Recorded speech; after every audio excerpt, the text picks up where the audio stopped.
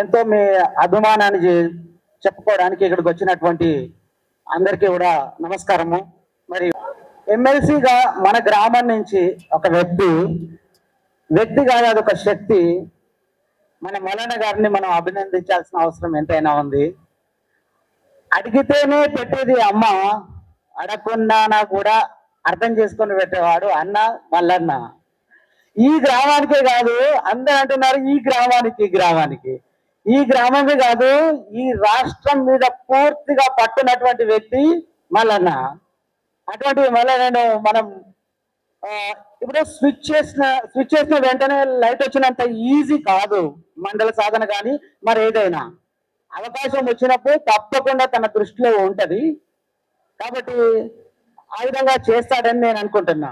ఈ విజయం సాధించినటువంటి మల్లన్నకు ఈ ఊర్లో కనుక ఎవరైతే ఎక్కువ సంతోషపడతారని అంటే ఫ్యామిలీ మెంబర్స్ తర్వాత నిజంగా టీం సభ్యునిగా అట్ ద సేమ్ టైం ఒక బ్రదర్ గా ఎక్కువ సంతోషపడేది నేను.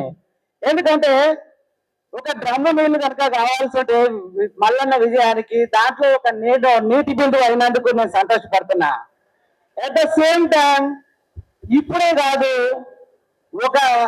ఒక చిన్న చెంబు నీళ్ళు ఉన్నంత టైంలో కూడా దాంట్లో నేను చెంచా వాటర్ గా ఉన్నందుకు నేను చాలా సంతోషపడుతున్నాను. యాజ్ ఎ టీమ్ మెంబర్ గా నేను చాలా అప్రిషియేట్ చేస్తున్నాను, అభినందిస్తున్నాను మిత్రుని. Thank you so much. నమస్కారం. నూతనంగా ఎమ్మెల్సీగా ఎన్నికైనటువంటి తీన్మార్ మల్లన్న గారు మొట్టమొదటిగా తన స్వగ్రామం అయినటువంటి మాదాపురం గ్రామంలో తను చిన్నప్పుడు చదువుకున్నటువంటి పాఠశాలకు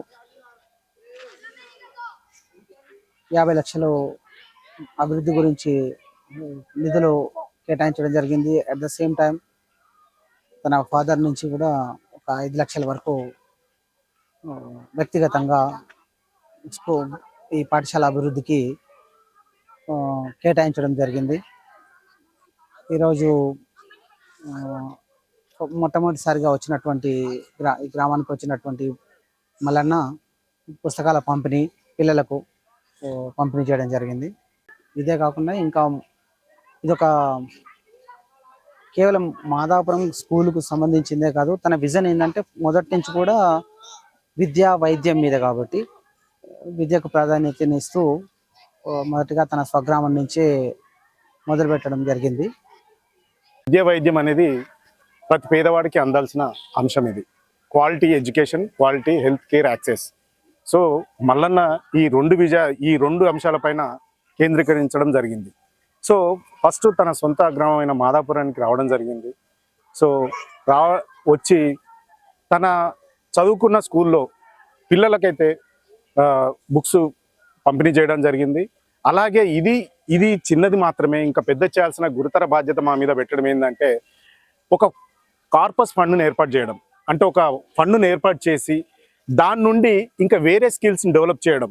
అంటే అపార్ట్ ఫ్రమ్ ఇప్పుడు ఎగ్జిస్టింగ్ ఉన్న టీచర్స్ కానీ వీళ్ళను డిస్టర్బ్ చేయకుండా ఇంకా అదనంగా ఏదైతే ఇప్పుడు ఉన్న సమాజానికి ఏ స్కిల్స్ అవసరం ఉన్నాయో అది స్కూల్ నుండే మనం ఒకసారి వాళ్ళకు చెప్పించగలిగితే ఒక మంచి హ్యూమన్ రిసోర్స్ని డెవలప్ చేసినట్టు అవుతామని చెప్పేసి ఆ విజన్తోని మా పుట్టిన ఊరు స్వగ్రామం మా మాదాపూర్ నుండి స్టార్ట్ చేసి దీన్ని కూడాను ఇది పైలట్ ప్రాజెక్ట్గా ట్రీట్ చేస్తూ ఇదే విషయాన్ని నెక్స్ట్ రాష్ట్ర మొత్తంగా దీన్ని ఇంప్లిమెంట్ చేసే విధంగా లాంగ్ విజన్తో ఉండడం జరిగింది. సో మరి ఈ ఫండ్ ఎలా కలెక్ట్ చేయాలంటే ఒక మాకు వచ్చిన థాట్ ఏంటంటే ఇక్కడ చదువుకున్న వాళ్ళు చాలా మంది ఉన్నత స్థానాల్లో ఉన్నారు, ఎన్ఆర్ఐలు ఉన్నారు.